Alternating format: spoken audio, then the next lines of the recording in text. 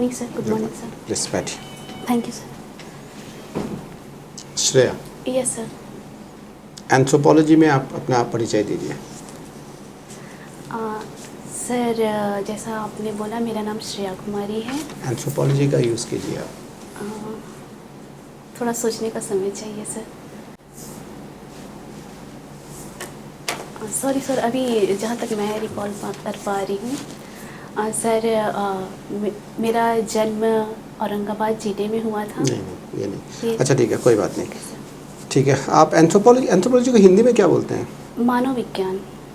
ठीक है। ऐसा देखा गया है कि एंथ्रोपोलॉजी, ये जो नॉलेज है, इसका गलत यूज़ किया गया है द पास्ट हिस्ट्री में। Yes sir. तो आप मुझे कुछ एग्जांपल्स दीजिए जहाँ पे एंथ्रोपोलॉजी का जो नॉलेज है इसको लोगों ने गलत तरीके से यूज़ किया है। सर गलत नॉलेज रेसिज्म के टर्म में सोच सकते हैं कि पहले जैसे इथनोसेंट्रिज्म होता था, तो लोग दूसरे को कल्चर के अपने ओपिनियन में सोचकर लोगों को गलत जज करते थे, जैसे ट्राइब्स के रेस्पेक्ट में। नहीं, मुझे कुछ एग्जांपल्स दीजिए, ऐसे कोई नाम दीजिए जिन लोगों ने इसको यूज़ किया है। सॉरी सर, अभी याद नहीं आ अच्छा रहा। ठीक है, कोई बात नहीं। आपने इथनोसेंट्रिसिज्म का अभी आपने जिक्र किया है, क्या होता है इथनोसेंट्रिसिज्म? सर किसी दूसरे के कल्चर को अपने फ्रेम ऑफ रेफरेंस से सोचकर उसको जज करना। अच्छा ठीक है, मैं आपका पॉइंट एक्सेप्ट कर लेता हूँ। मैं आपको एक एग्जांपल दूंगा, आपको बताना है कि मैं इथनोसेंट्रिक हूँ या नहीं हूँ। ठीक है, मान लीजिए एक पर्टिकुलर कल्चर में ह्यूमन बींग्स को रेस्पेक्ट दिया जाता है, ठीक है, यस सर। और किसी दूसरे कल्चर में ह्यूमन बींग्स को मार के फिर उसको खा लेते हैं वो लोग, ठीक है ना। और जिस कल्चर में रेस्पेक्ट किया जाता है ह्यूमन बींग्स को, वो लोग ये कह रहे हैं कि आपका कल्चर ठीक नहीं है, खराब है। तो क्या ये इथनोसेंट्रिसिज्म होगा? क्योंकि मैं तो अपने ही कल्चर के जो यार्डस्टिक है उसको यूज़ करके दूसरे कल्चर को जज कर रहा हूँ। आप बताइए। जी सर। ये तो इथनोसेंट्रिसिज्म है। Yes sir. तो आप ये कहना चाह रही है कि दूसरे कल्चर का जो प्रैक्टिस है कि इंसान को मार के फिर खा लेना, ये ठीक है, उनके कल्चर के पर्सपेक्टिव से ये ठीक है। यस सर, कल्चर तो सर जो पीढ़ी दर पीढ़ी जो चलते आ रहा है, जो जिस समाज में ये है ठीक है, उसको मतलब follow आपके हिसाब करते से हैं। ठीक है। तो अगर ऐसा ही है तो वर्ल्ड में जो लोग इस टाइप के काम कर रहे हैं, चाहे वो क्रिमिनल्स हैं या हिटलर को ही ले लेते हैं, तो ये लोग मतलब ठीक ही काम कर रहे हैं। अगर वो ये कहते हैं कि हमारा race is the best in the world, और बाकी जो रेस के लोग हैं उनको दुनिया से हटा देते हैं, तो उनके कल्चर के हिसाब से तो वो ठीक है मतलब। सर लेकिन विद टाइम ये कॉन्सेप्ट सर चेंज हुआ नहीं था। नहीं नहीं नहीं, विद टाइम नहीं है, आपका एक स्टैंड लेना पड़ेगा।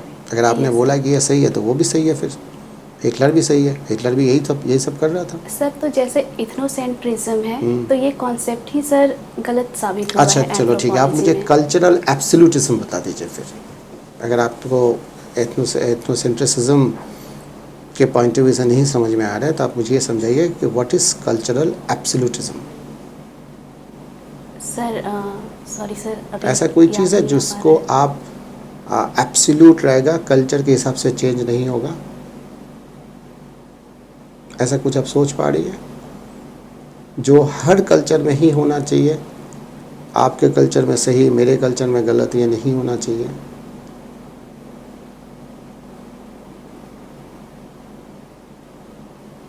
Human value, yes sir. तो अगर ह्यूमन वैल्यू वैल्यूज सही है रेस्पेक्ट। तो फिर उस जगह पे वो एथनोसेंट्रिसिज्म नहीं है, यस सर। है ना। ठीक है ठीक है, अभी हम लोग ह्यूमन वैल्यू का ही बात कर रहे हैं। आप ये बताइए कि एंथ्रोपोलॉजी का जो कॉन्सेप्ट है, जो नॉलेज है, वो हमारे कॉन्स्टिट्यूशन में कहाँ कहाँ पे आपको देखने को मिलता है? किस किस जगह पे कॉन्स्टिट्यूशन में कौन कौन से आर्टिकल्स हैं या कोई ऐसा कोई प्रोविज़न है जहाँ पे आप इसका रिफ्लेक्शन देख पाती हैं? सर एंथ्रोपोलॉजी का तो सबसे पहले सर आर्टिकल 14 ही बोलता है राइट टू इक्वालिटी, हाँ 14 में और है। 15 में सर डिस्क्रिमिनेशन, 15 में आप मुझे एंथ्रोपोलॉजी का वर्ड बताइए कौन कौन से यूज़ है। Right to discrimination not on the basis of caste, caste नहीं, और आगे रेस। रेस, ठीक है। और कौन सा आर्टिकल है? सर 16 4 में 16 है, एम्प्लॉयमेंट के ठीक लिए ठीक। और दिया गया है।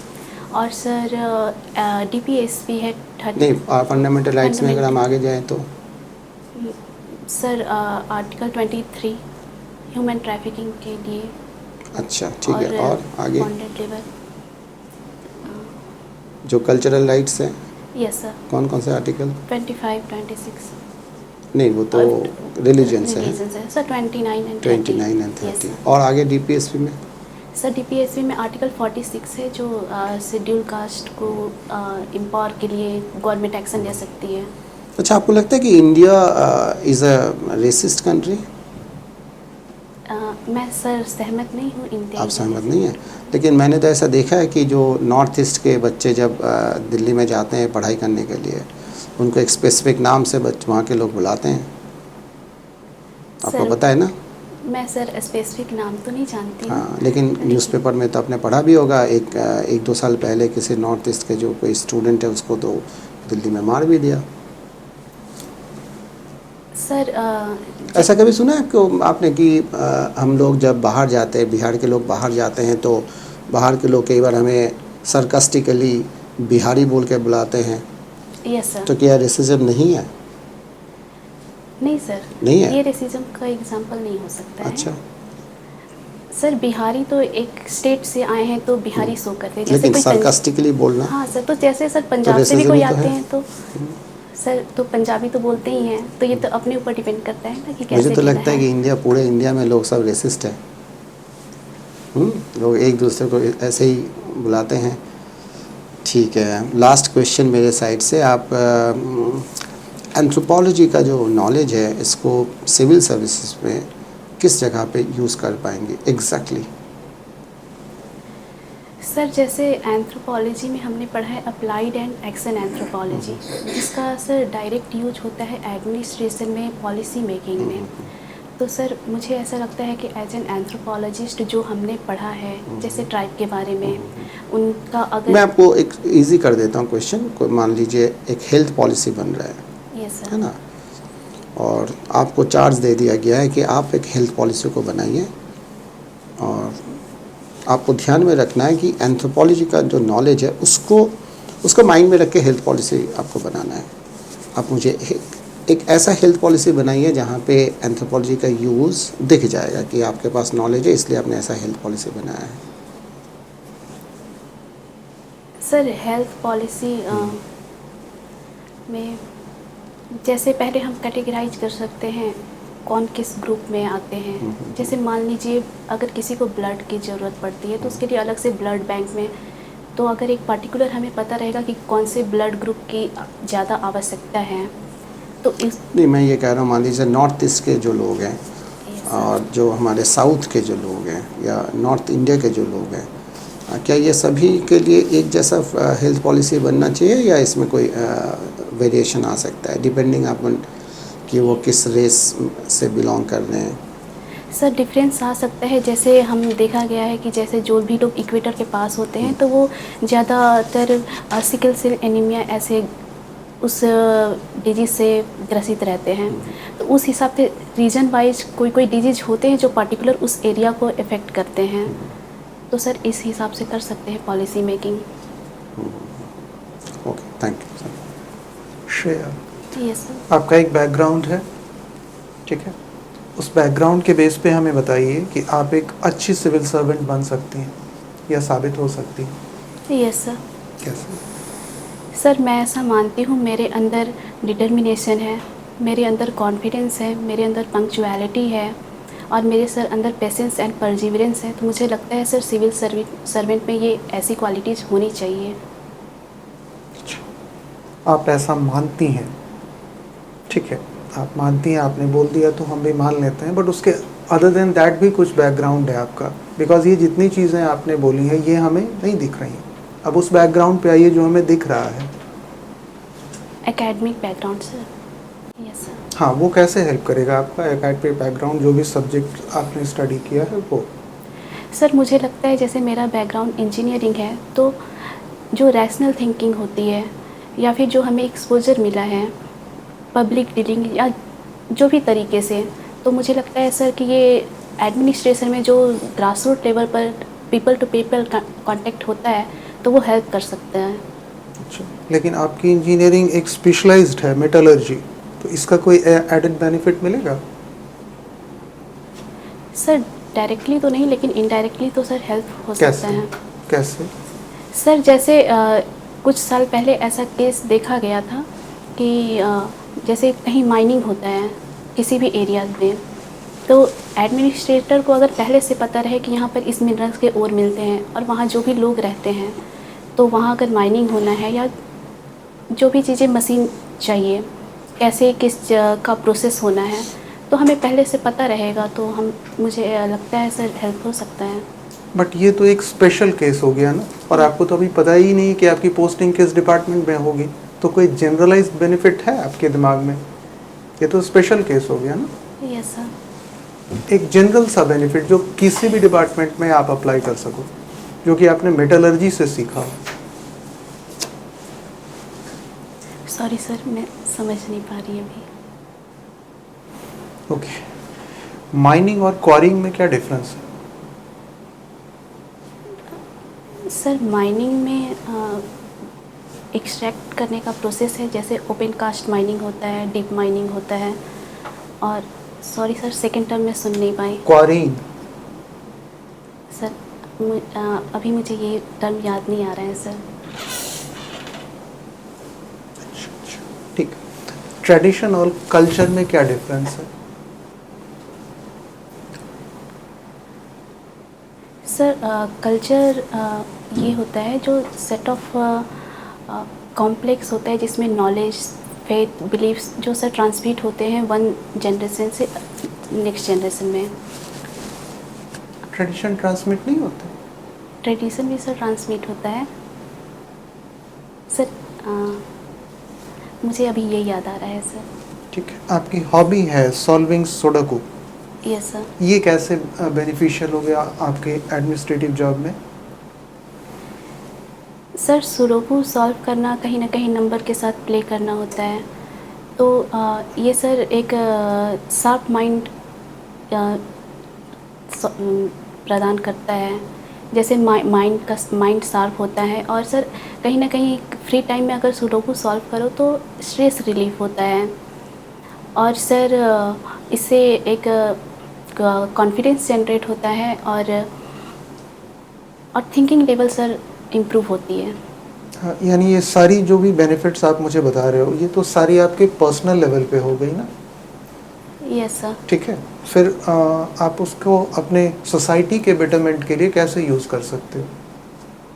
ये सारी तो आपकी पर्सनल कैरेक्टर की बेनिफिट्स हो गए ना, Yes, पर्सनालिटी बेनिफिट्स हो गए। जॉब में ड्यूटीज़ में कैसे उसको इम्प्लीमेंट करोगे? सर जहाँ तक मेरा मानना है, सिविल सर्वेंट को भी जॉब के टाइम पब्लिक डीलिंग करनी होती है, डिसीज़न लेना होता है, तो सर सुडोकू में भी हमें डिसीज़न लेना होता है कौन से नंबर कहाँ पर आएगा, तो ये सर हेल्प हो सकता है। ठीक है, ओके सर। ये सुडोकू का जो डिसीजन होता है यस सर। और लाइफ या जो एक पब्लिक सर्वेंट की लाइफ के जो डिसीजन होते हैं, उसमें क्या कोई रिलेशन है? सुडोकू के डिसीजन नहीं लेना होता। सुडोकू तो आप एक नंबर फिक्स है, उसको रखना होगा, आपने डिफाइन कर लिया, तो उससे कैसे कंपेयर कर सकते हैं आप अपने वर्क को? आपका जो सार्वजनिक काम है वो सुडोकू से कैसे सॉल्व होगा?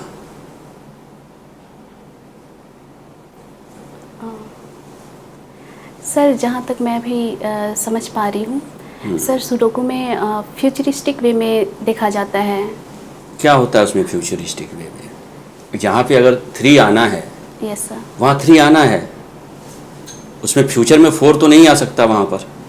Yes sir. फिर सर उसके लिए समझ लगाना पड़ता है ना, उसके लिए सर समझ विकसित करना पड़ता है, पहले देखना पड़ता है कौन से नंबर कहाँ पर आएगा, कौन से नंबर नहीं तो आ वो पाएगा। आपकी समझ विकसित होती है ना, यस सर। उससे सार्वजनिक समझ का के विकास में क्या योगदान होता है?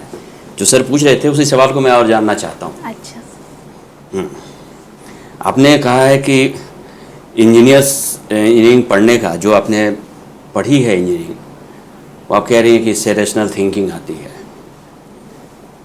कैसे हम मान लें कि रैशनल थिंकिंग आती है? अगर रैशनल थिंकिंग आती तो चंद्रयान 3 को लॉन्च करने से पहले लोग मंदिर क्यों जाते?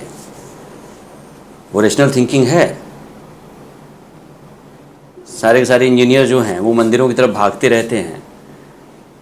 कैसे कहें कि रैशनल थिंकिंग है? बल्कि एक तो जो आम आदमी है वो ज़्यादा रैशनल, किसान सबसे ज़्यादा रैशनल होता है। वो अपने काम में मस्त रहता है और उसकी पूजा होती रहती है। मजदूर सबसे ज़्यादा रैशनल होता है। तब तो आपको इंजीनियरिंग करके आपको रैशनल थिंकिंग कैसे डेवलप हुई है? सर साइंटिफिक नॉलेज मिलता है। साइंटिफिक नॉलेज प्रैक्टिकल जीवन में, लाइफ में कहाँ है? वही साइंटिफिक नॉलेज मिलता है कि एक मेटलर्जी से इंजीनियरिंग की हुई लड़की जो है वो बीपीएससी करना चाहती है। ये साइंटिफिक नॉलेज है।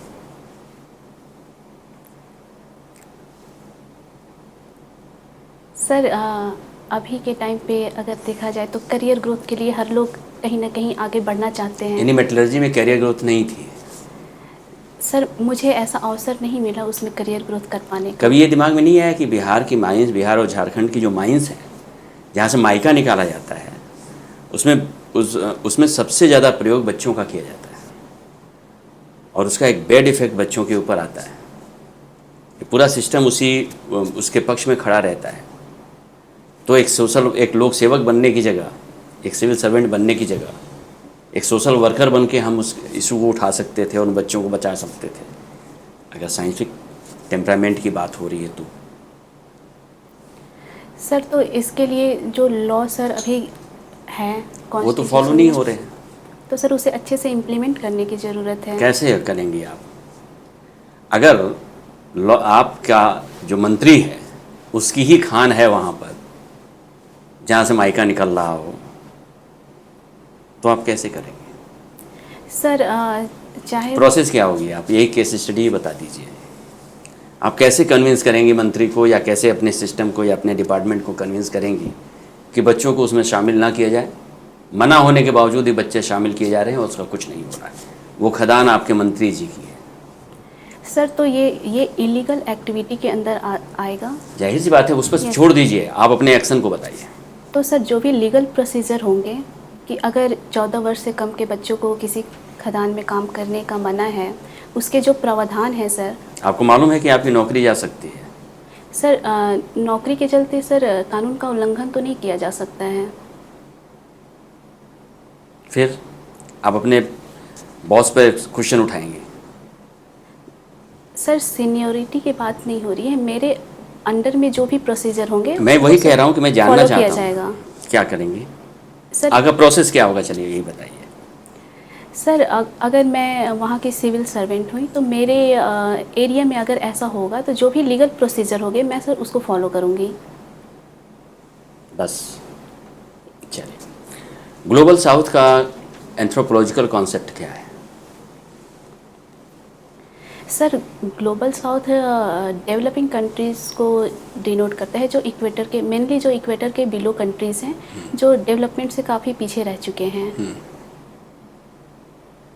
और सर एंथ्रोपोलॉजिकल पर्सपेक्टिव में बताइए। ये तो जनरल पर्सपेक्टिव है। Yes sir.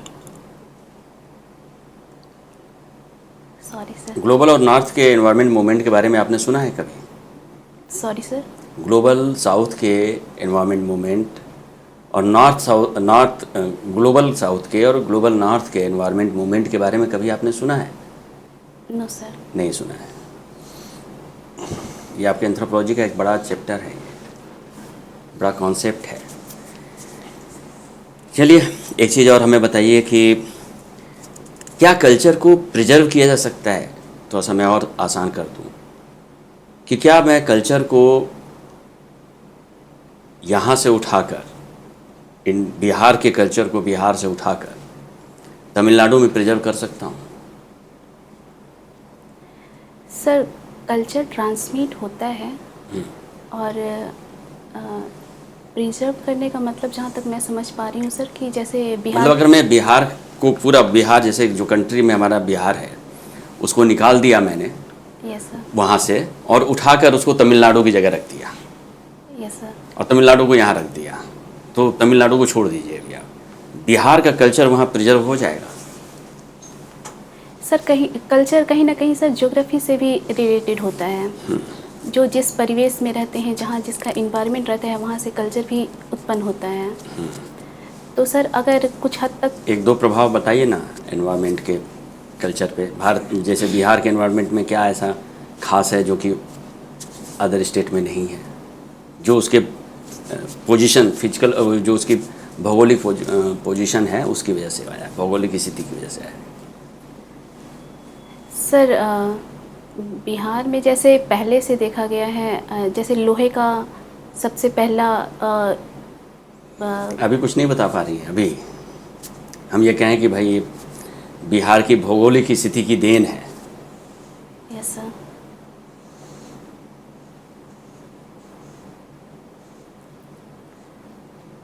सर जैसे मैं सर छठ पूजा को रिलेट कर सकती हूँ। बताइए। चलिए ठीक है, thank you. Okay, thank you. Thank you sir. Shreya, कैसे लगा आपको? सर मुझे थोड़ा एंथ्रोपोलॉजी में ज़्यादा पढ़ने की ज़रूरत है, ऐसा महसूस हुआ, और थोड़ा और ओपिनियन बेस्ड क्वेश्चन को थोड़ा अच्छे तरीके से सोचने की आवश्यकता है सर। थोड़ा एप्लीकेशन, मतलब आपका जो थॉट है, थॉट को थोड़ा सा मतलब आपको सोचना पड़ेगा कि मैं क्या पूछा। जैसे मैंने आपको बोला कि आप अपना परिचय दीजिए एंथ्रोपोलॉजी में, तो क्या बोलते हैं ह्यूमन बींग्स को एंथ्रोपोलॉजी में? होमो सेपियंस। तो यही तो है कि मैं एक होमो सेपियंस हूँ। Okay sir. है ना? तो एप्लीकेशन का थोड़ा सा वो है, और बाकी जैसे मिसयूज़ हिटलर ने किया है ना, रेस के नाम पे कि we are the purest race, this and that, है ना? तो मतलब थोड़ा सा एप्लीकेशन पे, या सर का जो भी क्वेश्चन था कल्चर के साथ लिंक्ड, उसमें भी आप जैसे लास्ट में बोल ही नहीं पाई आप, है ना?